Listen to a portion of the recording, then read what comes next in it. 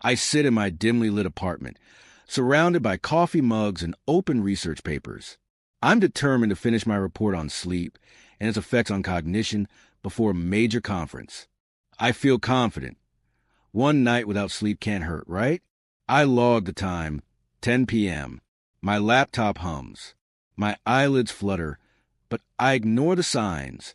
Adenosine is building up in my brain, whispering, "It's time to rest." But I drink more coffee. The bitterness feels like fuel.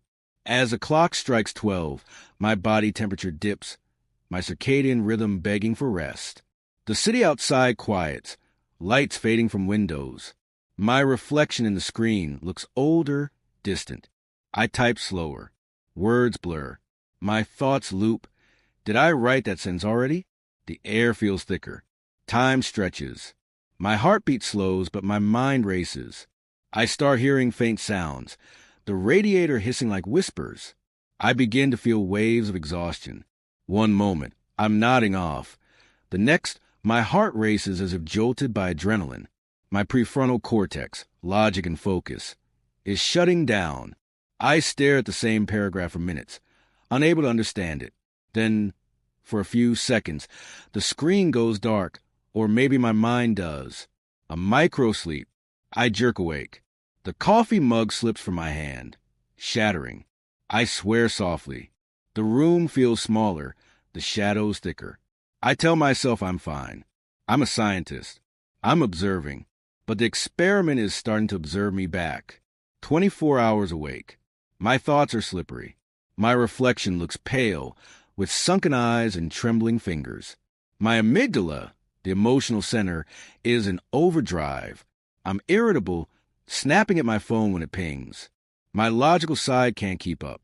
I suddenly crave sugar, scavenging through the kitchen for snacks. I eat without tasting. Ghrelin surges, leptin crashes. My body screams for quick energy. Outside, morning light feels wrong, too bright, too sharp. My heart beats irregularly. I realize I'm not just tired. I'm altered. I try to test my reflexes, using a small computer simulation. My reaction time is abysmal, as bad as being legally drunk. I laugh bitterly. A sleep researcher who can't even think straight. Cortisol floods my system. My blood pressure spikes. I feel hot, then cold. My body is running in survival mode, heart straining under invisible weight.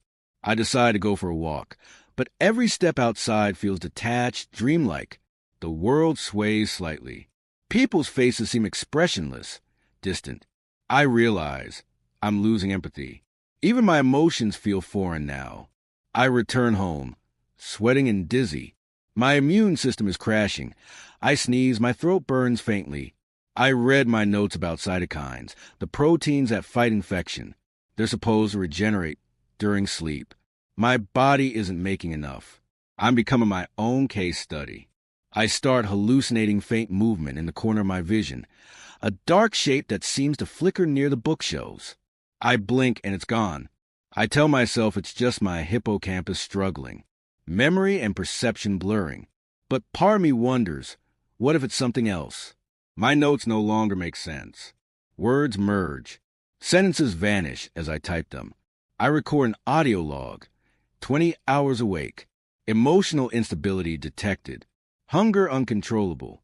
Motor coordination. My voice trails off. I stare at the recorder. The dark shape moves again. Microsleep hits me in bursts. Blackouts of seconds. Fragments of dreams intruding into reality. I dream of standing before my audience, talking about the dangers of sleeplessness.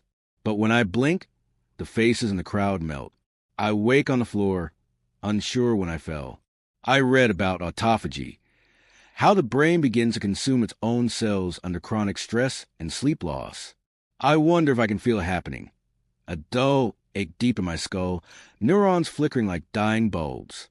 The whispers from the radiator grow louder. They form words. My own voice, repeating my script. Your brain slows, your body strains, your emotions spiral. I cover my ears. The words echo inside my head. The day resets. I should be asleep by now, but my brain won't let me. I try caffeine again, but my stomach revolts. I'm trembling. My thoughts scatter like dust and wind. I realize I've crossed a line. I'm not studying sleep deprivation anymore. I'm embodying it. My laptop flickers, and for a moment, the webcam light turns on by itself. A reflection appears, not quite my own. I whisper, "Sleep is medicine." The reflection smiles back, though I didn't. At last, exhaustion wins. My body collapses on the couch. The city outside glows pale blue. In my half-conscious state, I dream vivid, lucid, serene. My mind repairs itself, slowly, cell by cell. I wake 12 hours later, trembling but alive. I open my last recording and listen. Sometimes, the best health advice isn't about doing more. It's about doing less and resting more. I smile faintly. My next lecture begins with one slide. I didn't just study sleep deprivation. I survived it.